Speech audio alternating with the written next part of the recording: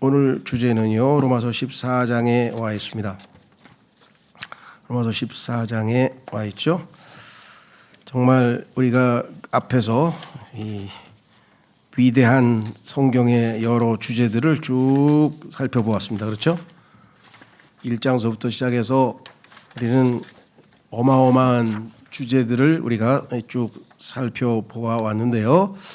예를 들면 로마서 1장서부터 3장까지는 정죄와 칭의, 어떻게 정죄가 되고 정죄받은 사람이 어떻게 의롭다고 인정받게 되는가. 그 다음에 성화, 그 다음에 영광스럽게 되면 그 다음에 하나님께서 이스라엘 백성을 택하심. 그래서 창조, 타락, 구속, 칭의, 화목해 하심, 연합, 성별의 생명, 영화, 뭐 이런 어마어마한 교리적으로 중요한 진리들을 우리가 쭉 살펴보았고요. 그러나 그 교리를 안다고, 그 교리를 다 이해했다고, 그 교리를 다 배웠다고 그러면 그것이 끝이냐? 그게 아니죠. 이 모든 것들은 우리가 여러분들 운동 선수들 보면은 소위 말하면 이제 뭐 야구 선수도 그렇고 뭐 운동 선수들 보면 그 훈련하잖아요.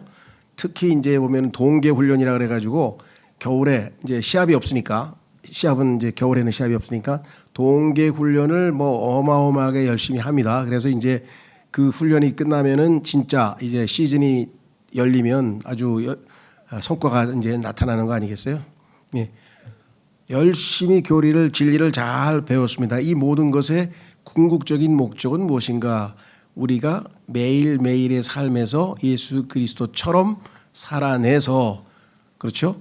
그 진리들이 우리의 삶 속에서 실천이 되어서 열매로 하나님을 영화롭게 하는 것, 하나님을 기쁘시게 하는 것, 그것이 궁극적인 목적이지, 이 위대한 진리들을 잘 공부해서 머릿속에 집어넣었다고 해서 그것이 우리에게 궁극적인 목적이 될 수는 없다는 것이죠. 그래서 이제 12장서부터는 교리적 내용보다는 이제 실천적인 내용이 나옵니다. 그래서 사람들은 교리를 배울 때는 진지해요. 왜? 야, 이게 그렇구나. 아, 이게 맞네. 오, 이렇게 놀라운, 오, 이렇게 됐구나. 그래서 진리를 배울 때는 아니 동그랗게 해서 잘 배우는데, 이제 실천적인 덕목에 오게 되면은 모르는 바가 아니야. 다 알기는 아는데 내 육신이 거부하는 내용들이야. 내 육신을 부인하지 아니하면 실천에 옮길 수 없는 내용이다 보니까 쉽지가 않아요. 그렇죠? 그래서 예수님은 뭐라고 얘기하셨습니까? 자기 십자가를 지고 예수님을 따르라고 말씀하셨고, 자기 자신을 부인하라고 말씀하셨고, 그렇죠? 결국은 이 실천에 있어서 이제 누가 합당한 열매를 내느냐. 머리에 많은 것을 담고 있다고 해서 그 사람이 훌륭한 그리스도인이 아니라 그랬죠. 예수님께서는. 왜? 사람은 그의 열매로 보아 아느니라. 그 사람이 실제적으로 그 진리를 삶에서 열매로 드러낼 때에만 그 사람이 하나님 앞에 인정받는 일꾼이 되는 거겠죠. 자, 그런 의미에서 이제 12장에서는 교회 생활의 헌신과 교회 생활에 대해서 은사를 어떻게 발휘할 것인가 이렇게 했죠. 그래서 우리의 신앙생활은 첫 번째, 우리의 몸을 산 희생물로, 살아있는 희생물로 하나님께 드리라. 그 다음에 생각의 변화를 받으라.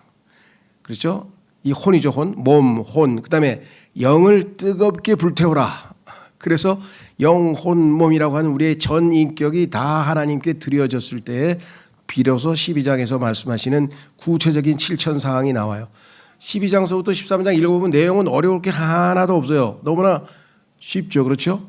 그럼에도 불구하고 이것은 우리가 몸을 하나님께 헌신내어 드리고, 혼을, 우리의 생각이 변화를 받고, 그리고 우리의 영이 뜨겁게 타오를 때에만 실천될 수 있는 것이지, 율법적으로 도덕적으로 이것을 실천한다고 해서 되어질 일이 전혀 아니라는 것이죠.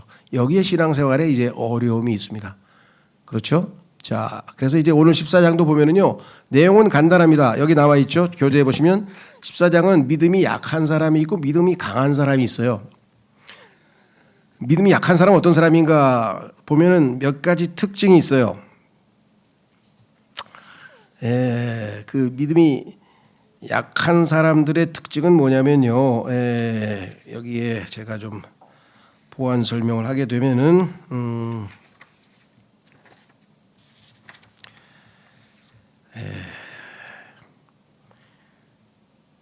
첫째는 뭐냐? 소위 말하면 외적인 것과 내적인 것을 구분하지 못해서 외향적인 형식적인 것들, 예를 들면 열심히 교회를 나온다, 주일 성수, 그다음에 열심히 복음을 전한다, 기도를 많이 한다. 그래서 외적인 여러 가지 활동들을 많이 하면 훌륭한 신앙인이라 이렇게 착각하는 거예요. 내적인 것에 대한 인식이 약해요. 그렇죠? 예, 그래서 외적인 것들을 너무 강조하는 것이 문제가 되는 것이죠. 자, 그래서 여기에 나와 있는 거 보면은 이렇게 나와 있습니다. 자, 오늘 나눠드린 그 교재에 보시면 뭐라고 돼 있냐면은요. 아까도 말씀드렸습니다만은 외적인 것들 그 중에서도 제일 두드러진 게 뭐냐면요. 무엇을 먹어야 되느냐 말아야 되느냐. 왜 이 문제가 대두됐냐면 특히 유대인들은 소위 말하면 위생법이라는 게 있어서 하나님께서 정결한 것은 먹고 정결치 않은 것은 먹지 말라고 하는 것을 레위기에서 가르쳐 놨기 때문에 사람들은 무엇을 먹어야 되고 무엇을 먹지 말아야 된다는 것에 대해서 상당히 유대인 출신 그리스도인들은 예민해요. 반면에 이방인들도 조금 예민해. 왜? 이방인들이 특히 고기, 소위 말하면 육류의 경우에는 다 우상 제물에다가 신전에다 갖다 바쳤던 것을 시장에다가 내다 파는 고기란 말이죠. 그러다 보니까 이건 먹어야 되지? 이거 먹어도 되나? 이거 안 되지 않아? 뭐 이런 사람들이 또 있고요. 그다음에 유대인들은 절기가 많잖아요. 절기, 뭐 6월절, 무슨 절 이렇게 절기가 많다 보니까 이 사람들의 경우에는 날짜를 중히 여기느냐 안 지키느냐, 예를 들면은 안식일을 지키느냐 안 지키느냐, 뭐 이런 것을 가지고서 자꾸 논쟁을 하게 돼요. 이런 사람들은 성경에서 믿음이 약한 자라 이렇게 이야기를 하고 있다는 것이겠죠. 자, 그래서 오늘 14장 1절서부터 한번 들어가 보겠습니다.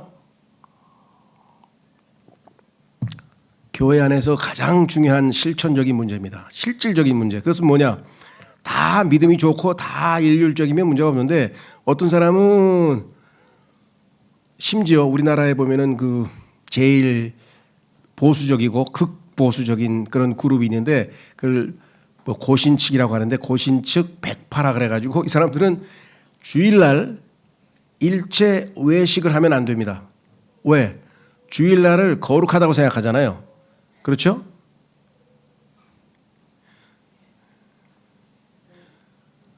주일날을 거룩하다고 생각하니까 그 거룩한 날 바깥에서 세상적인 식당에서 외식을 하거나 무슨 커피집에 카페를 가거나 이런 것들에 대해서도 금기시하는 그런 우리나라의 아주 보수적인 장로교회도 있어요. 근데 그것은 우리의 신앙과는 직접적인 연관이 없다는 것을, 우리는 율법 아래 있지 않냐고 은혜 아래 있다는 것을 잘 알지만 유대인 출신들 중에는 그런 것들을 굉장히 중시 여기니까 이렇게 믿음이 약한 사람들을 야, 넌 어떻게 그런 거 이렇게 믿음이 약하냐 하고 면박을 주거나 멸시하거나 이래서는 안 된다는 거예요. 우리가 그냥 용납을 해줘야 된다는 것이겠죠. 자, 그래서 1절 너희가 믿음이 약한 자들을 어떻게 하라 그랬습니까? 받아들이되 의심을 품게 하는 논박들을 하지 말라. 그래서 지금 약한 자들에 대해서 첫째는 받아들이라 그랬고요. 둘째는 논박하지 말라 그랬고요. 2절 이는 어떤 이는 자신이 모든 것을 먹을 수 있다고 믿으나 또 어떤 이는 믿음이 약하여 야채들만 먹기 때문이라. 이때 야채들이라는 얘기는 아까도 얘기했지만 이 당시에 고기라고 하는 것은 거의 다 우상에게 바쳐서 제사 지낸 음식을, 우리나라로 치면 그냥 돼지머리 이렇게 올려다가 제사 지낸 그거를 돼지머리 고기를 먹고 이런 상황이었기 때문에 그게 싫어서 우상과 관련 짓고 싶지 않다. 이래서 야채만 먹는 사람들이 있었다는 거죠. 그러나 3절 먹는 자는 먹지 않은 자를 멸시하지 않게 하라. 먹는 자는 뭐예요? 믿음이 강한 사람이죠.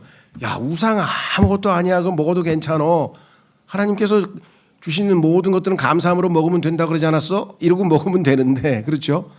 그 사람들이 자기가 먹는 것까지는 좋은데 그걸 먹지 못하고 의심하면서 이거 먹으면 안 되는데, 이거 우상한테 바친 건데 안 되는데, 이런 사람들을 멸시한다 이거죠. 이게 믿음이 너무 저걸 믿음이라고 그렇게 하지 말라 그랬습니다. 지금 그다음에 또 먹지 아니하는 자는 먹는 자를 판단하지 않게 하라.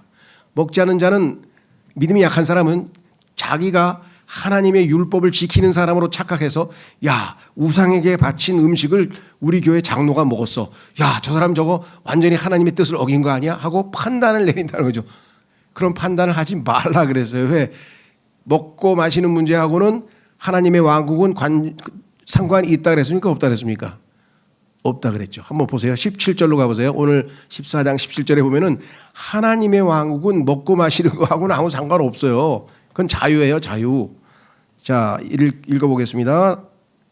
로마서 14장 17절에 그러므로 내가 예수 그리스도를 통하여 하나님과 관계된 그 일들에 있어서 내가 자랑할 것이 있느니라. 이거 뭐야? 15장을 읽었네. 죄송합니다. 14장 17절.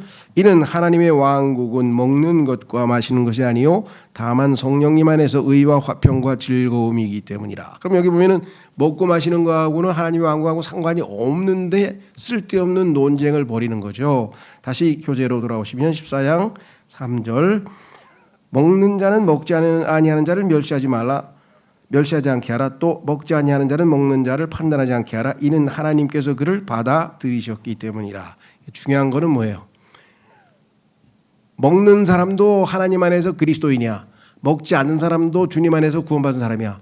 그러면 구원받은 사람들은 다 하나님께서 예수님 안에서 받아주셨는데 우리라고 내가 믿음이 강하다고 믿음이 약한 사람을 안 받아들인다든가 내가 율법을 지키는 사람이니까 율법도 안 지키는 저 사람을 거부한다든가 이런 일들은 있어서는 안 되겠다 이 말이죠.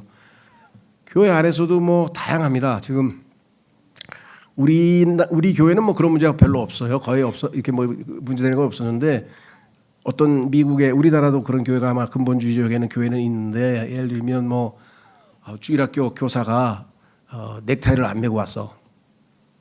그냥 속된 말로 잠바바람으로 왔어. 그러니까 그 목사님은 보수주의자이니까 뭐라 그랬어요? 아니 회사 나갈 때도 넥타이를 메고 가면서 점잖게 양복 입고 어딜 하나님의 집에 오는 사람이 말이야. 주일학교 선생이 말이야. 넥타이도 안 메고 오냐 말이야. 뭐 이런 얘기를 하는 사람들이 있어요. 지금도. 전혀 성경의 영적인 문제하고는 아무 상관이 없는데도 불구하고 이런 문제로 논쟁을 벌여서는 안 된다는 거죠. 그렇죠? 자, 그래서 여기 뭐라고 얘기했느냐? 이는 하나님께서 그들 받아들이셨기 때문이라 했잖아요. 그럼 하나님이 받아주셨는데 왜 우리가 못 받겠느냐? 4절. 다른 사람의 종을 판단하는 넌 누구냐? 믿음이 약한 사람은 누구의 종입니까? 하나님의 종이잖아요. 예수 그리스도의 종이고. 그다음에 그가 서거나 쓰러지는 것이 그 자신의 주인에게 있도다. 그가 넘어지든 서 있든 그것은 주인이 알아서 할 일인데 주인도 아닌 네가 왜 옆에서 이래라 저래라 콩나라 뭐나라 판나라 하느냐 이거죠. 진정 그가 붙들림을 받으리라. 이는 하나님께서 능히 그를 서게 하실 수 있기 때문이라. 지금 믿음이 약한 것 같아서 넘어진 것 같아도 주인 되시는 분께서 얼마든지 믿음을 키워서 담대하게 얼마든지 먹을 수 있도록 즉 믿음을 강하게 만드실 수 있으니 네가 지금 판단하고 지적하고 멸시하고 그것은 잘못됐다. 5절. 어떤 사람은 한 날을 다른 날보다 중하게 여기고 다른 사람은 모든 날을 저마다 똑같이 중하게 여기느니라. 모든 사람으로 하여금 저마다 여기 나와 있죠. 자기 자신의 생각 안에서 완전히 확신하게 하도록 하라. 어떤 사람은 그래요. 일, 월, 화, 수, 목, 금, 토. 뭐 일주일 내내가 다 주님의 날인데 무슨 특별히 일요일 날 뭐 따로 중하게 여기고 뭐 외식도 안 하고 뭐 거룩하게 지키고 그건 아니지. 오히려 모든 날들을 주님의 날이라고 생각하고 이렇게 생각하는 사람이 있는가 하면 그래도 하나님께서 특별히 한 날을 정하셔서 그날 우리가 모여서 예배를 드리고 있지 않느냐 이거지. 그렇죠. 우리가 특별히 한 날을 정해서 예배를 드리니까 그날은 특별히 생각해야 되지 않느냐 이런 사람들이 있어요. 자, 여기 나와 있는데요. 다시 한번 5절. 어떤 사람은 한 날을 다른 날보다 중하게 여기고 다른 사람은 모든 날을 저마다 똑같이 중하게 여기느니라. 모든 사람으로 하여금 저마다 자기 자신의 생각 안에서 완전히 확신하게 되도록 하라. 각자 자기의 확신에 따라 행동하면 아무 문제 없다. 나를 귀하게 여기는 자는 주를 위하여 그것을 귀하게 여기고 나를 귀하게 여기지 아니하는 자는 주를 위하여 그것을 귀하게 여기지 아니하니라. 먹는 자는 주를 위하여 먹는 것이니 그가 하나님께 감사들을 드리기 때문이라. 또 먹지 아니하는 자는 주를 위하여 그가 먹지 아니하고 하나님께 감사들을 드리느니라. 어떤 특정한 날을 지키는 사람도 주님을 위해서 지키는 거고 안 지키는 사람도 주님을 위해서 지키는 것이고 먹는 사람도 주님을 위해서 안 먹는 사람도 주님을 위해서. 그러면 됐지. 왜 너는 이러냐 너는 왜 이러냐 하고 논쟁할 이유가 없다. 7절 이는 우리 중에 자기 자신을 향하여 사는 자가 아무도 없으며 자기 자신을 향하여 죽는 자도 아무도 없기 때문이라. 우리 행동 하나하나 우리의 삶 하나하나가 나에게만 해당되는 게 아니라 다른 사람을 향해서도 영향을 끼치잖아요. 그렇죠?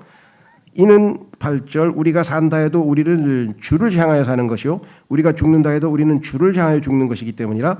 그러므로 우리가 살든지 죽든지 우리는 주의 것이로다. 그러면 나의 행동 하나는 주님을 위해서 주님을 향해서 주님 때문에 사는 것이고 또 나하고 믿음이 다른 스타일을 가지고 있는 사람도 다 주님을 위해서 나름대로 주님을 열심히 섬긴다고 한다면 그건 좋은 일인데 왜 그걸 가지고 다투고 멸시하고 판단하냐. 그래서 우리는 살든지 죽든지 우리는 주의 것이로다. 그래서 믿음이 강한 사람과 약한 사람들의 갈등은 이와 같이 하나님의 명령에 따라서 쉽게 해결될 수가 있다 이 말이죠. 자기가 자기의 마음 중심을 하나님을 향해서 살면 되는 거예요.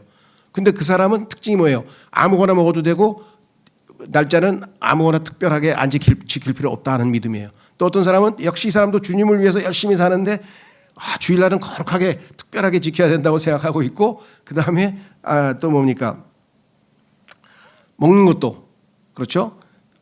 우상에게 바치는 그러한 나쁜 고기는 안 먹는다. 뭐 이런 확신을 가지고 있어요. 그러면 서로의 확신이 다르더라도 똑같이 왜 이 확신을 지키려고 하는 거예요? 주님 때문에. 그럼 하나님이 다 받으시는데 왜 너는 이 사람 거는 이 사람은 안 받아주고 자기만 하나님 앞에 받아들인다고 잘못 생각하느냐 이렇게 얘기를 했죠. 예.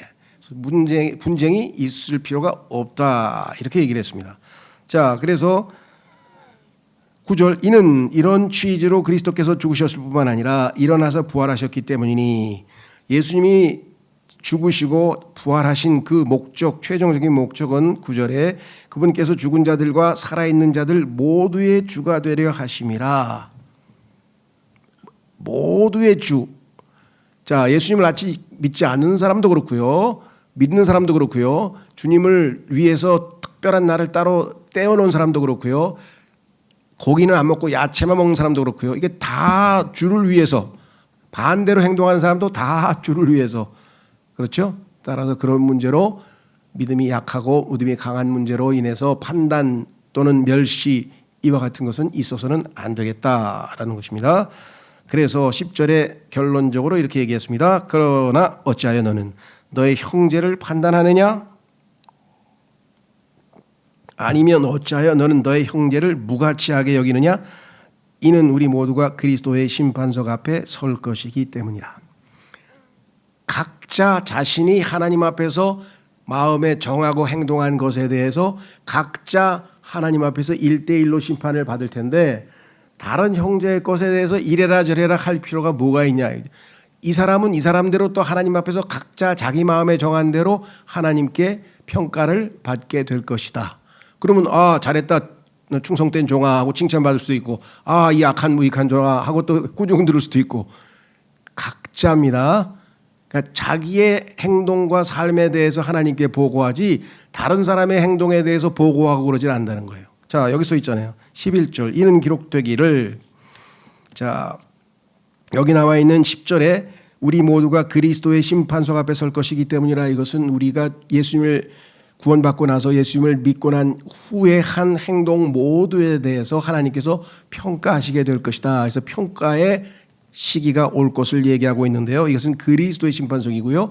구원받지 못한 사람들은 하나님의 심판석, 다시 말하면 백보자 심판에서 영원한 불못으로 가게 되는 그런 심판을 받겠죠. 우리는 죄에 대한 심판은 예수님께서 우리를 대신해서 심판받으셨기 때문에 따로 받을 필요가 없게 되어 있습니다. 그래서 이 구절은 분명히 그리스도의 심판석과 하나님의 심판석을 어떻게 했습니까? 구분해서 용어가 다르죠. 그리스도의 심판석, 그다음에 하나님의 심판석. 그런데 이것을 킹제임스 성경을 제외한 다른 성경에서는 다 하나님의 심판석이라고 그리스도를 하나님으로 바꾸어서 마치 최후의 심판, 소위 말하면 백보자 심판인 것처럼 만들어놔도 교리가 어긋나게 되어 있어요. 여기서 그리스도의 심판은 구원받은 이후에 우리의 한 일들에 대한 심판인 것을 고린도전서 3장에서 자세히 설명해 놓고 있습니다. 자, 그래서 다시 돌아옵니다. 밑으로 내려오면 이렇게 썼습니다. 11절 이룩되기를 주가 말하노라 내가 살아있으므로 맹세하노니 모든 무릎마다 나에게 절할 것이요 모든 혀마다 하나님께 자백하리라 했기 때문이라. 자, 모든 사람은 1대1로 하나님 앞에 심판받는데 어떻게 하는가. 12절 그런즉 우리 각자가 하나님께 자기 자신에 관하여 회개보고를 헤아리라. 자기 자신에 대해서 회개보고를 해야 돼요. 여러분들 회사에서도 회계보고라는 게 있잖아요. 적자인지 흑자인지 플러스 물건 많이 팔아서 남으면 흑자, 모자라면 적자 아니에요. 그렇죠? 회계보고. 우리 인생도 하나님 앞에서 남은 인생인가 모자란 인생인가 마이너스 인생인가 플러스 인생인가는 하나님 앞에서 평가를 받아서 적자인지 흑자인지 나온대. 그래서 이 회계보고라는 단어가 아주 참 사람들에게 심금을 울리죠. 그렇죠? 제 친구 중에 회계사가 하나 있는데 제가 너 회계사니까 밤낮 회계보고 들여다보겠구나. 그러니까 그런데 근데 나중에 네가 회계보고를 들여다보는 게 아니라 하나님 앞에 가서 네 회계보고를 해야 돼. 하나님 앞에 가서. 그런 게 어디니? 아니, 성경에 써 있어. 어디에 써 있냐. 그래서 로마서 14장 12절에 써 있잖아. 그랬더니 얼굴이 허해지더라고요. 왜? 자기는 회계보고를 항상 봤잖아. 평가했잖아. 이 회사가 훌륭한 회사인지 적자 회사인지 흑자 회사인지. 근데 자기 인생이 하나님 앞에서 흑자인지 적자인지를 판단받겠네. 깜짝 놀라가지고 그래? 하면서 딱 수첩에다 적더라고. 로마서 14장 12절 성경에 회계보고라는 용어가 나온다 하고 딱 쓰더라고요. 비상인 사람들 얼마나 기가 막히겠어요. 하나님 앞에서 언젠가 보고를 해야 되는데 자백하고.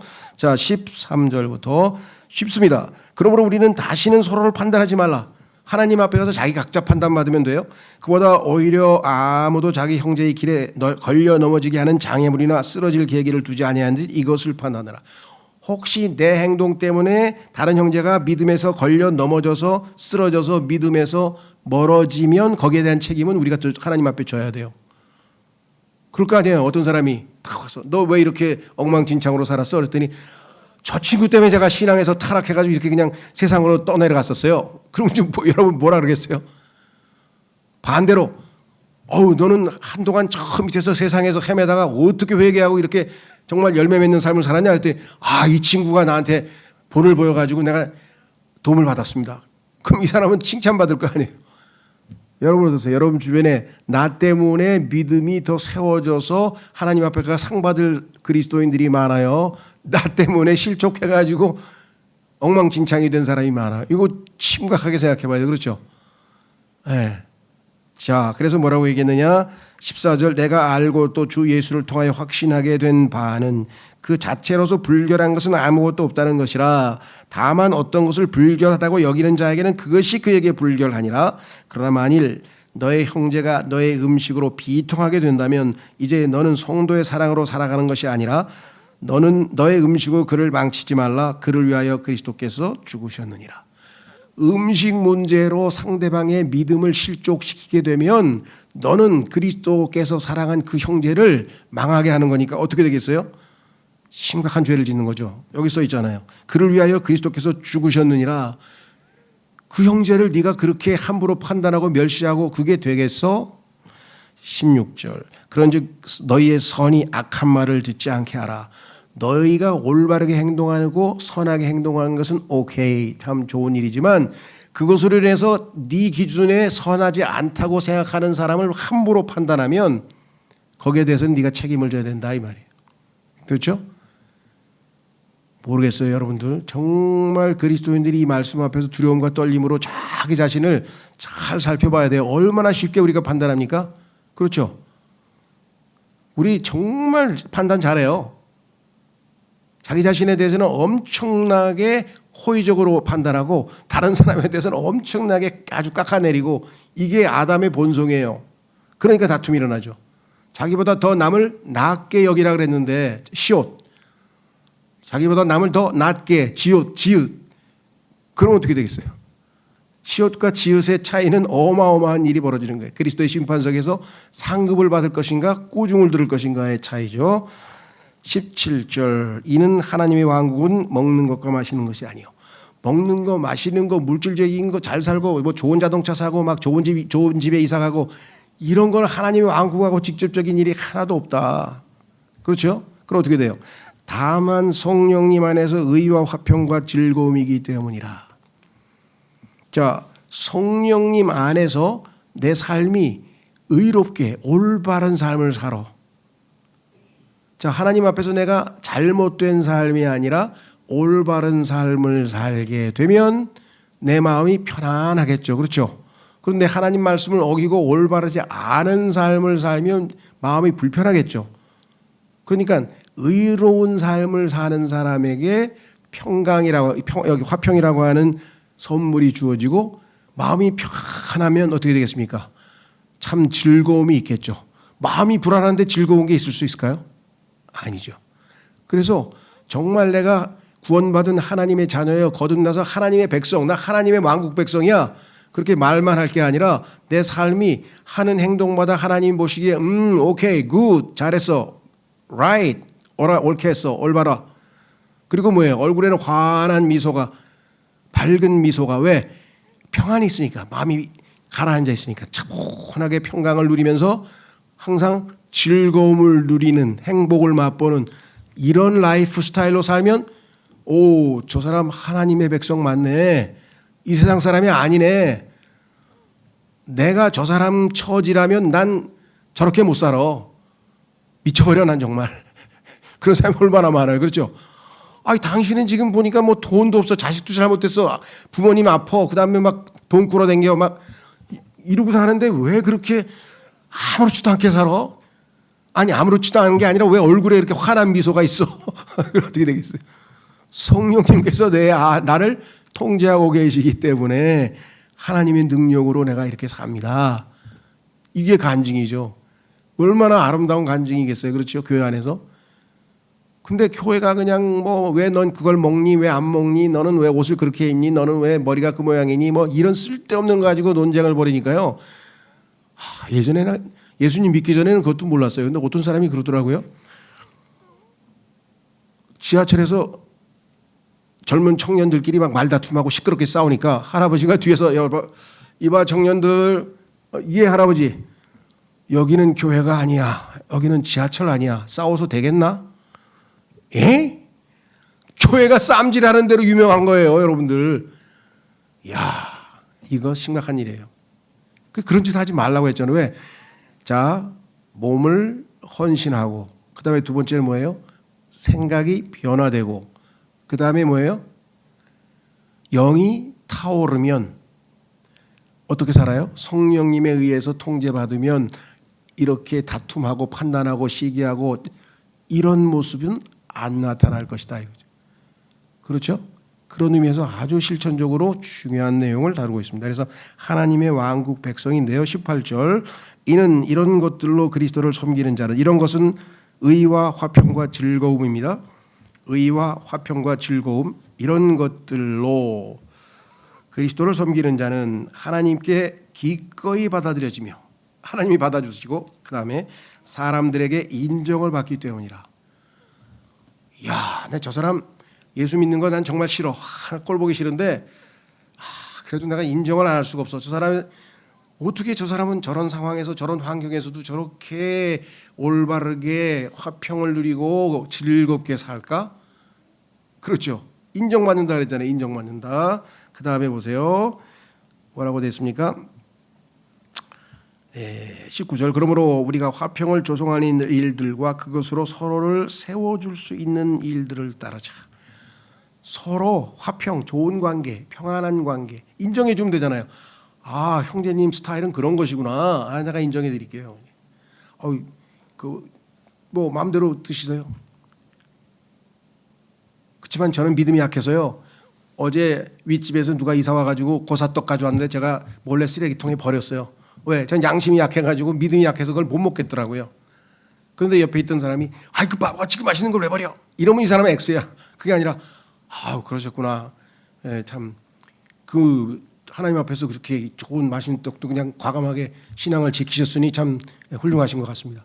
아, 이렇게 대화를 해야 서로 용납이 되는 거 아니겠어요? 이해가 되세요? 이게 하나님이 기대하는 교회 생활이에요. 이게 하나님께서 기대하는 교회 생활이에요. 참, 아우 자매님 왜 이렇게 음식을 짜게 했어? 그랬더니 옆에 있던 사람이 그게 뭐가 짜? 맹숭맹숭한데 소금 더 쳐. 이거 가지고 싸우면 되겠어요? 예를 들자면 자, 그 다음에 오셔서 밑으로 내려갑니다. 20절 음식으로 인하여 하나님의 일을 망치지 말라. 모든 것들은 정령 순수하지만 실족하게 함으로 먹는 그 사람에게 그것은 악한 것이라. 고기도 먹지 아니하며 포도즙도 마시지 아니하고 너의 형제가 넘어지거나 실족하게 되거나 약하게 되는 어떠한 것도 하지 아니하는 것이 좋으니라. 자, 사도 바울은 어떤 믿음을 가졌냐면요. 고기를 좋아해. 먹어도 아무 상관없어. 믿음이 강하니까. 근데 자기 옆에 있는 형제는 믿음이 약해가지고 아까 얘기했지만 고사떡이라고 못 먹어. 그냥 부들부들 떨면서 그 돼지머리 넣고 고사 지낸 걸 어떻게 먹어요? 아무리 맛있는 떡이라도. 아, 예, 그렇죠. 예, 알겠습니다. 우리 그냥 조용히 그 사람한테 미안하니까 몰래 집에서 그냥 쓰레기통에 버립시다.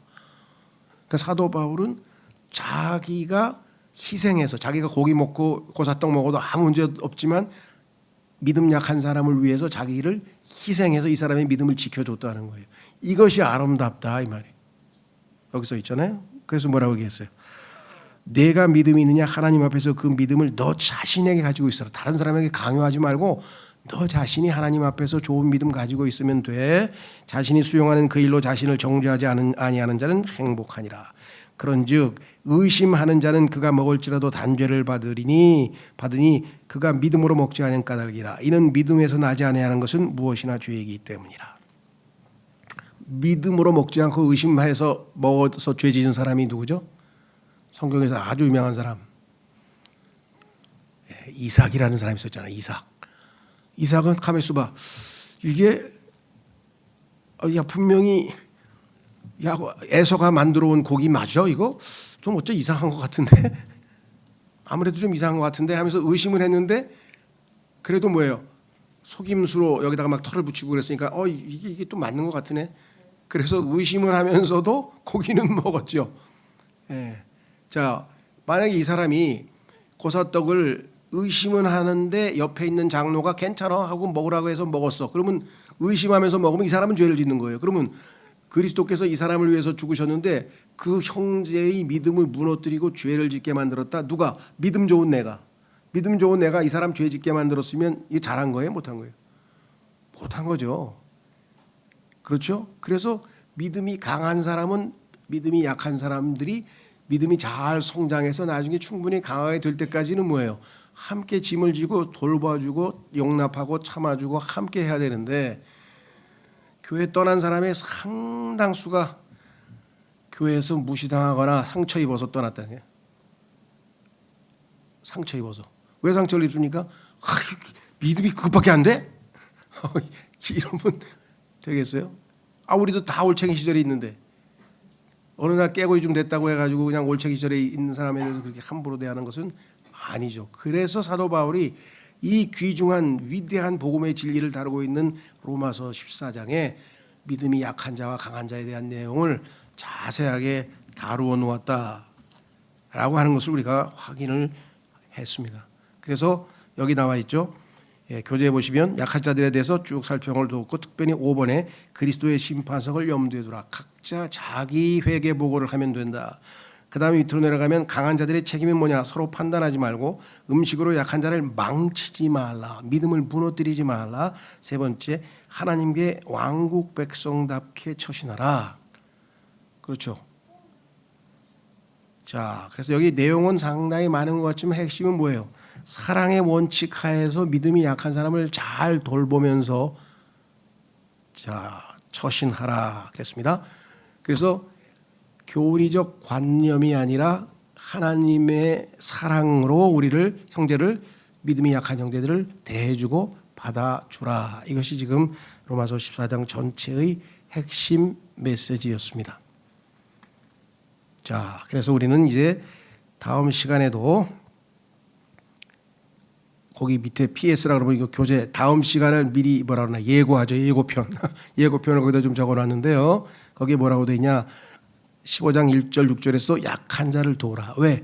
그리스도께서 그리 사셨기 때문에. 예수님이 우리의 본이야. 본. 두 번째 7장에서 13절 서로 받아들이라. 그다음에 14장에서 33절 여기서부터는 이제 테마가 바뀌어서 사도 바울이 어떻게 앞으로 선교를 할까. 그래서 자기가 스페인에 선교를 가려고 하는데 이제 내가 로마에 오면 너희의 도움을 받아서 내가 스페인으로 마지막 저 땅끝까지 당시로 생각할 때는 땅끝이라고 생각했죠. 지중해 제일 끝에 있는 나라죠. 그래서 스페인에 가겠다. 이렇게 해서 선교 계획을 알려주는 내용이 나옵니다. 그리고 이제 16장으로 가면은 대단원의 막을 내리는 거죠. 로마서라고 하는 위대한 서신의 결론을 내리는 장면으로 나옵니다.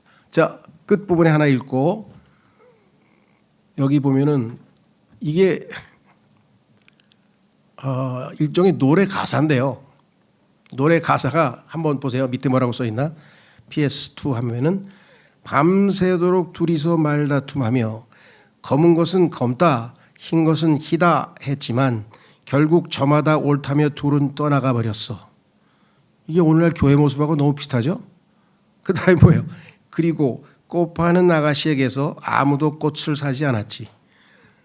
지금 가난한 꽃 파는 아가씨한테 그 꽃을 하나 사줘야 되는 게 지금 선을 베푸는 건데 그거는 옆에다 놔두고 서로 말다툼하다가 각자 헤어져서 결국은 하나님의 뜻을 이루지 못한 선을 행하지 못했다는 것을 상징적으로 노래로 묘사한 거예요. 교회에서도 이런 일들이 비일비재하게 일어납니다. 비일비재하게. 그렇죠? 자, 그래서 우리는 여러분들이 당연히 우리는 강한 사람이 되어 가야 돼요. 성경에서 말씀하신 것처럼 믿음이 점점 자라나서 강한 사람으로 가야 되지만 강한 사람이 됐을 때 자신의 믿음이 여렸을 때, 어렸을 때, 약했을 때의 모습을 기억하고 약한 분들을 잘 돌봐서 이들도 성장해 갈 수 있도록 돕는 것이 진정한 교회 생활의 모습이다라고 하는 것을 성경에서 우리에게 알려주는 내용이 바로 로마서 14장입니다. 그래서 오늘 이 시간에 주님, 저희도 로마서를 교리를 다 배우고 실천적인 것들을 내용을 배웁니다. 주님께서 우리의 몸을 주님께 드리라, 우리의 생각을 변화시키라, 우리의 영을 불타오르게 하라 하셨습니다. 우리의 몸과 혼과 이 영을 주님께서 관장하셔서 온전히 성령의 통제하에서 정말 믿음이 약한 사람들을 돌보고 사랑, 하나님의 사랑이 교회 안에 풍성해지도록 도와주십시오. 다 같이 기도하겠습니다.